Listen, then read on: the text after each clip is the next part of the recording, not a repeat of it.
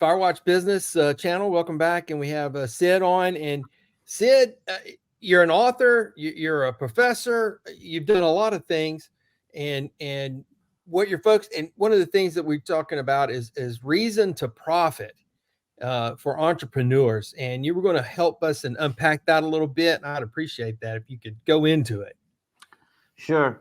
So the the argument about reason to profit, or the way of looking at it, has come after, as you mentioned. I've been around the block a lot. I've built a number of companies, and I've also helped a lot of companies. I've had many of the Fortune 500 as my clients over the many years that I was a consultant, and I built a number of companies. So in essence, it's a different view of what I have experienced to work in order to have a company successful. We live in a how-to society. Everything has a how-to. Do this and you get this. It's like life is like IKEA. You go there and they say, hey, take this and hook it up to this and 3 screws, and voila, you've got a bookcase. Voila, you've got a bed. Voila, you've got this. But really, entrepreneurship and life doesn't work that way. There's a how to do marketing and how to do accounting, but those are elements. They're not necessarily entrepreneurship or reasons for success. They are elements that you must have. It's like, if you're a basketball player, you should know how to shoot. If you don't know how to shoot, then you're not a good basketball. You can't win at all. Or if you're looking at a car must drive, or it's not a car. Right. So there's certain things that they're given. Now, what I had looked back, there are really 5 pillars in any company. It doesn't matter if this is Microsoft, or if it's Procter and Gamble, or if it's a restaurant or a donut shop or a small plumbing business. These 5 things always play a role. Some of them play a little more than others, depending on the size. First one is the customer, obviously. Customer is always key. Then there's employers. Then there's the partners we have to do business. Then there's an investor, which could be yourself. It could be yourself. It's the investor. And then there's the society or the community we live in. Those are the 5 pillars. And if you really go to the roots of it, and let's take customer, we have all of these tools about selling and a business, and we think that the entrepreneur is the one who's got the gift of gab and talks. But let's really focus on the core. Who makes a decision, Jason, to buy? Do you as the company, or do the buyer? The customer, the buyer, yes. Okay, so you have no control. It's their decision. It is entirely their decision to do business with you, to like you, to buy something from you or not. Your job, so you have no control over their decision. You have control over what I call the value that you deliver to them, so that exchange happens. So what are you giving them that they say, yeah, I think that's a good trade. I think that's a good thing to do. And then you have control over that, but you don't have control over their decision. The same thing happens when we think that we hire people. We gave them a job. The reality is they accepted the job. That's a good point. Absolutely. To the customer point, all the things on how to, it's very difficult to push through and go through the social media marketing or whatever other marketing that you're trying to do, or however else you're trying to influence these people to buy. It is more of a how to, but you got to learn how to do it to get to your customer, your ideal customer, right? I mean, you gotta have, Jason, my point is that the how to is how you get to them, right? Right. That's fine. The how to is how to do your financial statements and profits and loss and this and this. But you have to have something that makes them make that decision. So when you present them, so you're communicating the value. That's how you go to Instagram, or how you do TV spot, or how you put a brochure together, whatever the hell you do on the marketing side, or how you send an email. You have to have something that they want that they would make a decision to exchange. The key thing is, if we realize that every one of these, so the employees we were talking about, the employees have a decision to get your job or not, and they make a decision. Are they really, when they're at work, are they daydreaming about their girlfriend or boyfriend, or home, or thinking about or watching something, how to cook some dish, or how to play baseball, or how to coach a baseball? No, you have no control over really where their mind is or what they bring to the table. Are they bringing 100% of themselves, all their creativity, innovation, commitment, or are they bringing it for the $20 per hour that we pay them? And they make that decision. They make the decision that, hey, this guy is giving me $20, $30. I'm worth 50, so I'm gonna give him 50% of my attention and mindset. Or Right. this is not the right cause for me, or this is not the right options, or it doesn't have the right benefits, or it doesn't have something that the exchange isn't right. This is the essence of the idea of reasons to profit. Profit and revenue are outcomes. I read that you said that, and I love that because that is so true. What is driving those outcomes are the decisions, or essentially the reasons for the decisions that the customers, the employees, your partners, and your investors, and the society makes about you. If those reasons are right, if you understand those reasons and you deliver those reasons so that the exchange is right, the exchange is, I have something, I give it to you, you decide what you want to give that back to me, and it's a fair deal, and you like it, and you buy it. Right. So I mean, and that's one of the things that I thought was interesting when you were talking about revenue and expense control or outcomes. And in the decision, your reasoning behind your decision and decision making process, it is, again, somebody out there is going to say, well, how do I do that? Where's my how-to book to get to those decisions? So see, that's the key. We have been trained to operate in a how-to business. Right. Okay. Entrepreneurship is not about how to. How to is for somebody that works in a company and they say, here's the operating procedure. This is the standard operating procedures. You follow this and you get this. Nobody, and so let's follow this logic. Your parents tell you when you're born, and when you go, if you do this and this would happen. If you go to school, you're going to be successful. Not necessarily. If you don't go to school, you're going to be out on the street.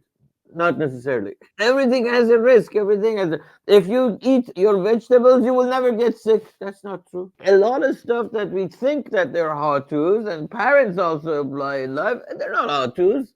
They're not absolute. Nobody has the formula or the how-to for us to be successful, because we are not them. We're not Jeff Bezos. We're not, you are Jason.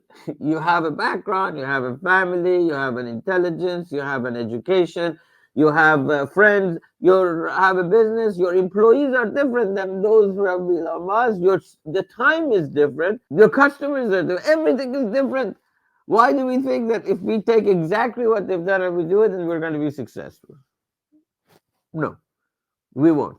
So what do you think as an entrepreneur their step is to be successful? Since be authentic. Hey, right. Be authentic. And then they have to build their own entrepreneurship philosophy, which I talk about extensively in my book. You are not them. Yes. Okay. The entrepreneur's way, authentic entrepreneur's way. There are a few things that if you build your own mindset, it's the mindset. And there are certain things that are critical. For example, you have to be a pilot. Now, think like a pilot. Here's what the argument there is. A pilot, if it's a commercial pilot, American Airlines, United Airlines, Indian Airlines, KLM, Lufthansa, Air France. Imagine how many planes are taken off every day. They go through the same list of checklists. Engine, check. Lights, check. Weight, check. Fuel, check. They have a checklist. What they're doing with that checklist is they're reducing the risk. An entrepreneur should reduce the risk. But there are certain things that are common. You could check it, just like a pilot. But an entrepreneur may be considered a fighter pilot because now there's other things. You have to check the same things again, but then you may run out of fuel. Then the money that you have and the financing that you Mhm. have. It may be, and they're fighting for a cause. They're defending democracy. They have something bigger than a commercial pilot who gets in a plane, flies from A to B, and then flies back from B to C, gets the payment, and then he's happy and he's made a checklist. What they're doing, that commercial pilot is navigating risk, navigating risk. So is an entrepreneur. They have to navigate the risk, except there are too many bullets coming our way, Oh too yeah. many things coming our way. So you have to be able to navigate risk. An entrepreneur, despite the common belief that everybody talks about, is not a risk taker. It's a risk navigator. The Mhm. better you navigate the risk, the better entrepreneur you are.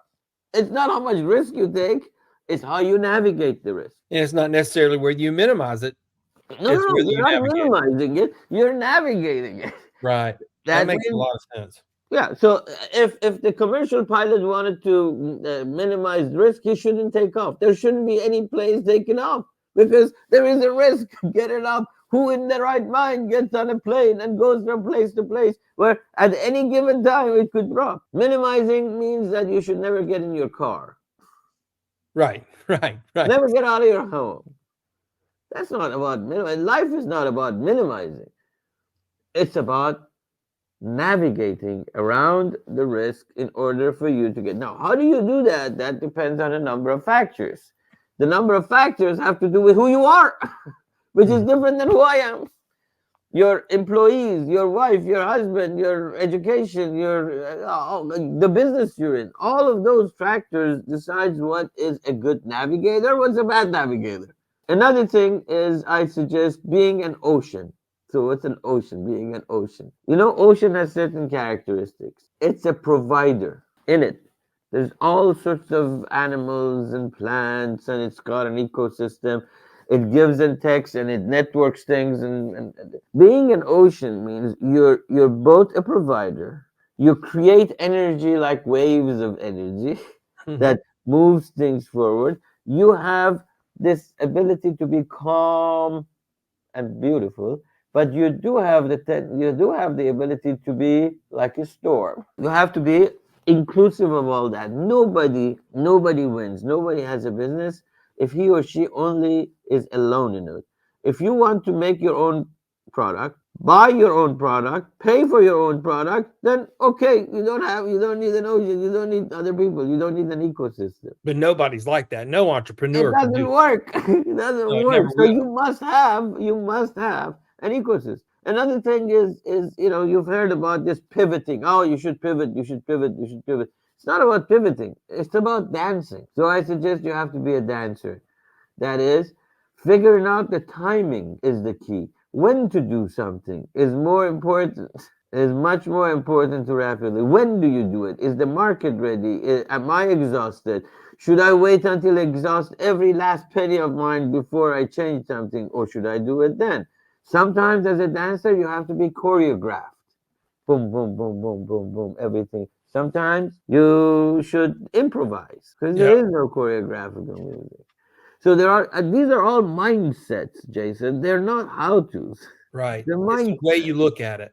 The way you look at it, the way you look at it, and then slowly, as you do these things, as you become an authentic leader, as you define your dimensions of courage and dimensions of how do you build trust and all that sort of stuff, which is another dimension, you become you, and you become your authentic leader, your authentic entrepreneur. It is your personal way of approaching life. If you try to copy somebody else, I've never seen any one of them work. There was one question I had for you from your book, The Caterpillar Edge, and it's the living the aha, living with aha.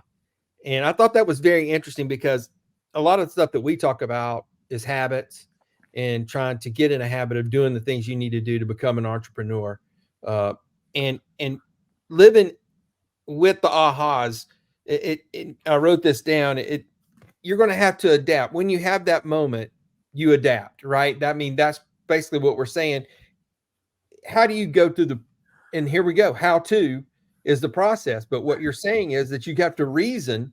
And the reason with these mindsets through the other book, the authentic book, is where you get to living with the aha. Yeah.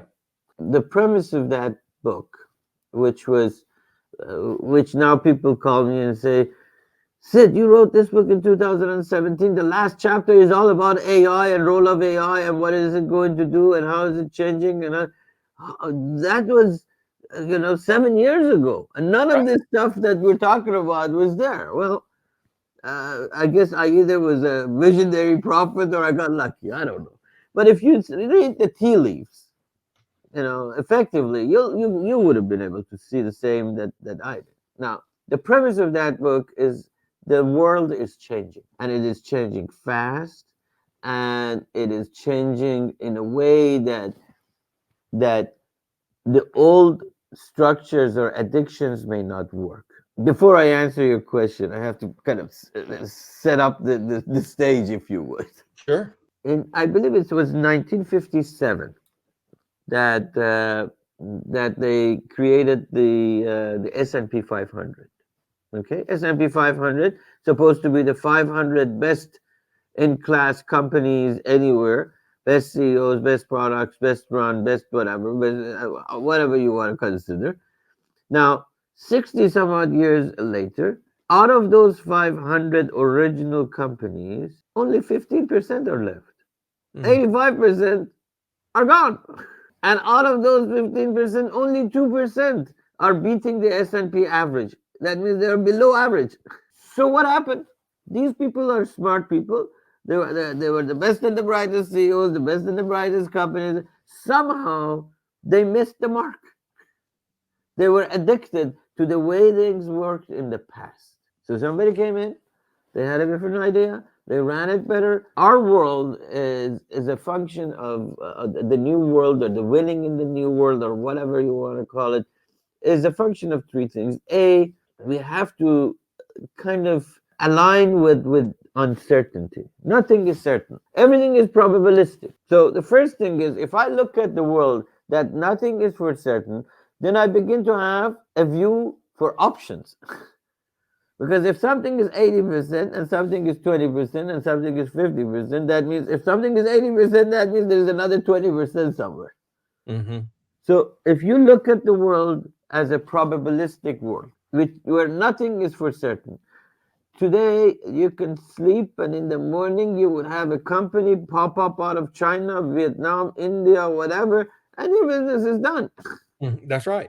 That's very true. Somebody comes up with some idea that you have a donut shop and says, oh, what's in the donuts gives you cancer. You're done. Nothing is for certain. The first rule is align with uncertainty. The second rule is appreciate reality. In entrepreneurship, in business, if I say, hey, I'm 5'3", Jason. If I think that I can be, I can go and join Lakers and beat LeBron James, I'm a fool. This is not having a big goal. This has nothing to do with being detached from reality. Now, could I say maybe I can own Lakers? Okay, that's it.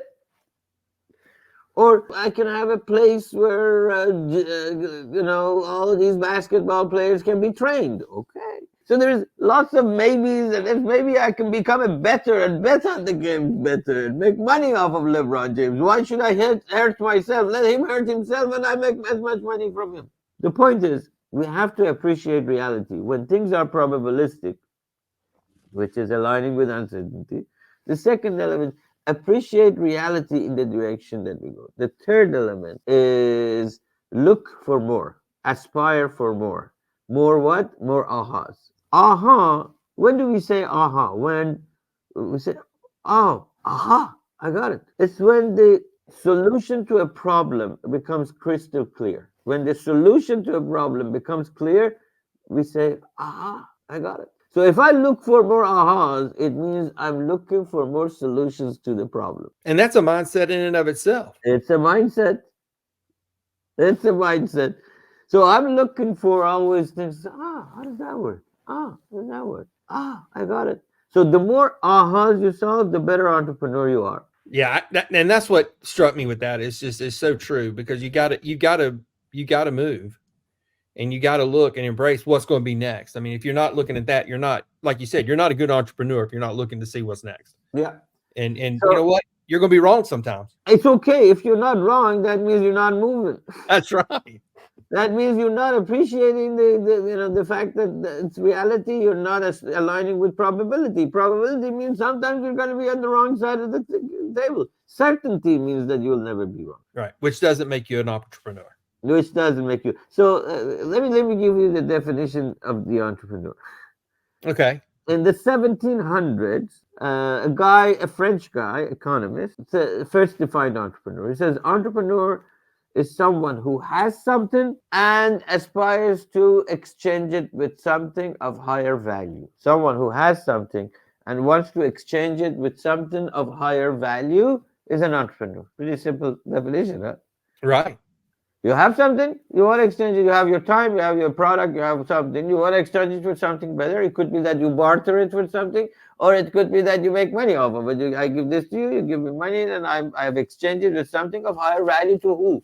To me, That's the right. entrepreneur. 50 years later, somebody says, this guy was Richard, I forgot his last name, he was an Irish guy. He said, that doesn't work.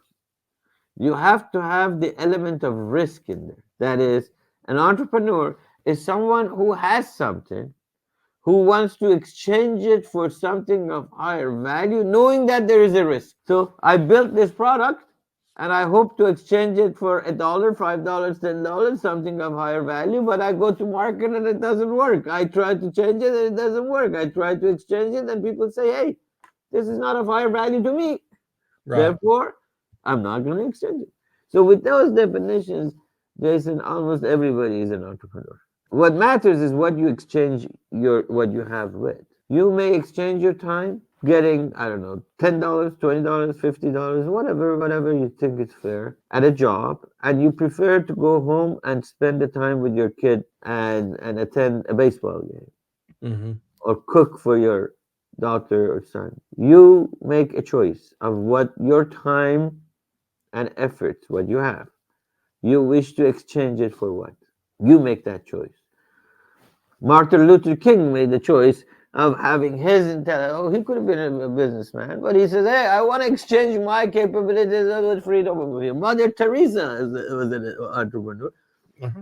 and of course, Elon Musk is an entrepreneur. He chooses to exchange his wisdom, his intelligence, his work with money. They're all entrepreneurs. They're all exchanging what they have with something better. If we believe that we have something, and again, your time is what you have, your ideas are what you have. You have something. We all have something, and we're constantly exchanging it with something different. We go to a party because we think it's a better. We have our time. We go to a party because we think it's of higher value than sitting home. We go to a movie because we think that's a higher value than sitting home. We read a book. We think that's a higher value than we go to school. We go. If you think about it, there's another thing that comes into play, and that is the matter of change. A lot of times push back on entrepreneurship or getting on their own or doing things because they don't like change. They don't like change. They consider it the enemy. I mean, we even have mechanical terms for it. We have to manage change. Like it's a bad kid that's behaving, and we have to manage this kid. Imagine this with me for a minute, Jason. If let's imagine you were doing exactly what you wanted to be doing. You're doing this podcast. This is exactly what you want. You had always dreamed of being doing this, right? Right. You imagine you'll have two kids. You imagine you play baseball with them. You imagine the perfect world. It's 72 degrees outside. It's birds chirping. Everything is absolutely wonderful. Now imagine there is absolutely no change. If you're talking to me forever, you will be talking to me. There is no change. Yeah, that You would be have bad.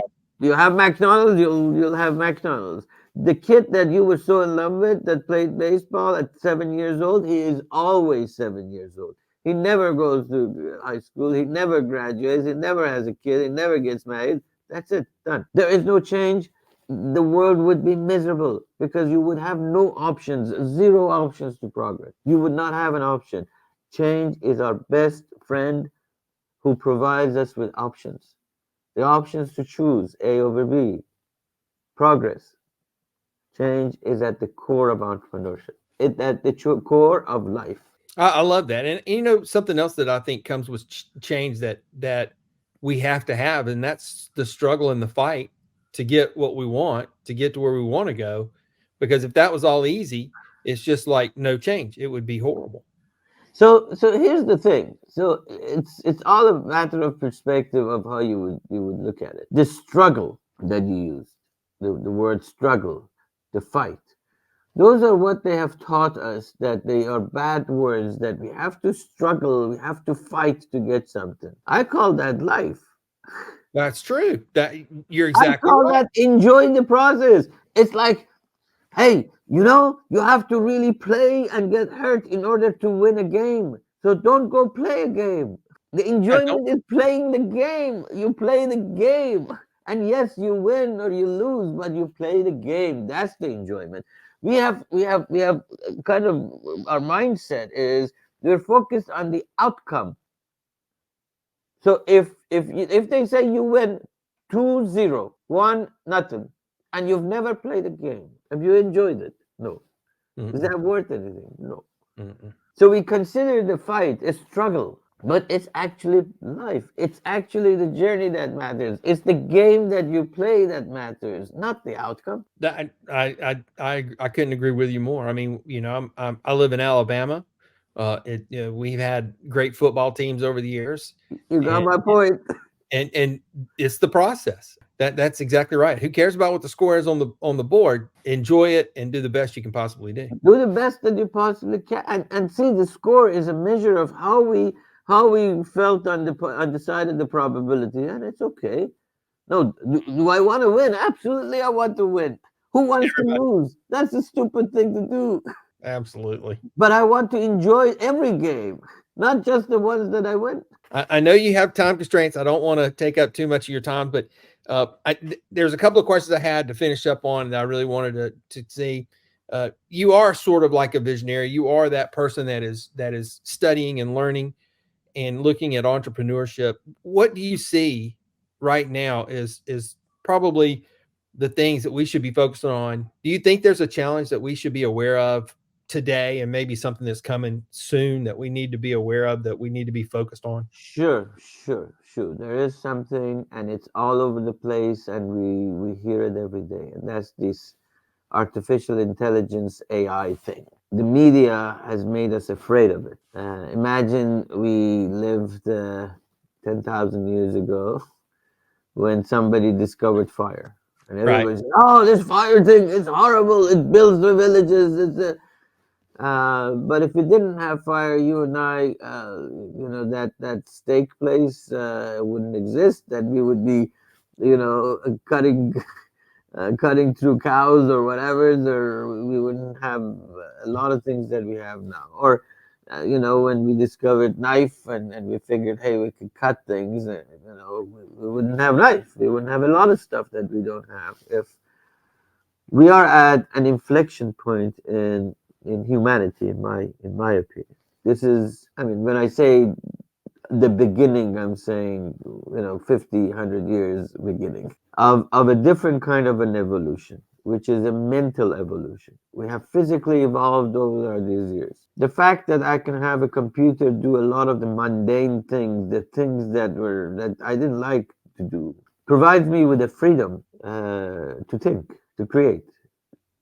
But that's a scary freedom because I'm not used to doing that. I've been told life is about going to factory at 8, coming back at 5. I've been told that this is this, and that's the way we make a living. We're not used to looking at the world that is different, where work is different, where life is different, where our role as human beings are different. We're not looking at that, and we're not doing that because we are addicted to the sameness of our life. We're not doing that because we're scared of, hey, what's going to happen tomorrow or in a year, and how am I going to leave if a machine replaces me. We're not doing that because a lot of the big players and the machinery has a stake in us not doing that. Right. So there's multiple factors, but the key is this: this train has left the station. There is by next 5 years, and these numbers are growing every day. Last numbers that I saw, the economic impact of AI every year, this is every year, is about $15 trillion Wow. by 2030. 23. Okay. By the next year, it's about 7 trillion. Okay, now $15 trillion. That's in 4 years, in 5 years, in 6 years, right? 15 trillion. I want to put that in context for you. That's almost the size of the economy of China.